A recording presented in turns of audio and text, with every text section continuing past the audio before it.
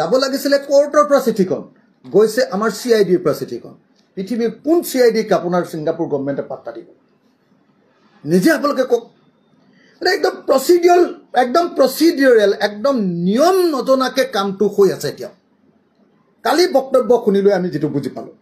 দ্বিতীয়তে আপুনি চাওক 114 number BNSS section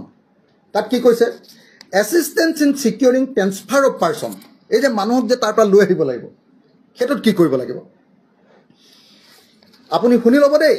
where a court in India where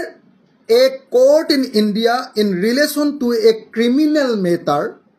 desires কোনে desire কৰিব লাগিব কোনে বিচাৰিব লাগিব কোনে court of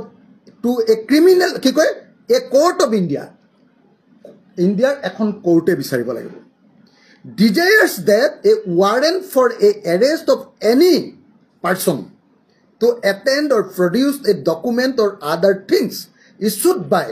it shall be executed any place in a contracting state hekhon dekhot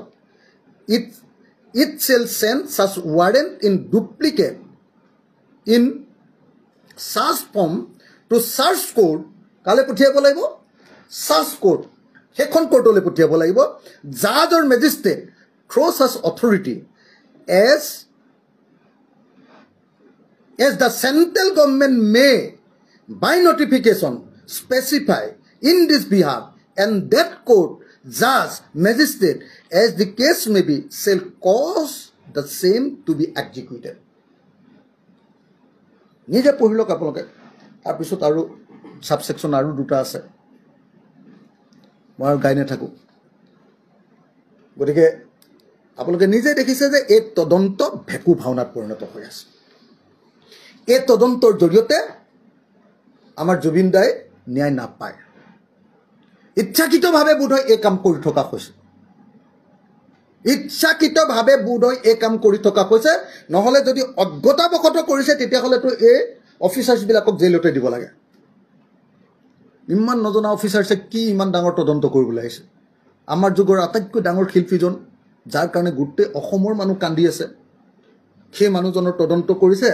আৰু কৈছে যে আমি হোম মিনিষ্ট্ৰীলৈ লিখিছো আৰে তোমালোকৰ হোম মিনিষ্ট্ৰীলৈ লিখা চিঠি কোন ছিংগাপুৰে ৰিপ্লাই দিব দুবাৰ তোমালোকে সামন পঠিয়ালা নটিচ পঠিয়ালা ৰেসপন্স কৰিলে নকৰে কাৰণ নিয়মটো কি ইয়াৰ পৰা কোৰ্টৰ পৰা দিব লাগে যদি কোৰ্টৰ পৰা যায় মিউচুৱেল এগ্ৰিমেণ্ট ট্ৰিটি অনুসৰি তেওঁলোকে ইনফৰমেশ্যন দিবলৈ বা মানুহ পঠিয়াবলৈ বাধ্য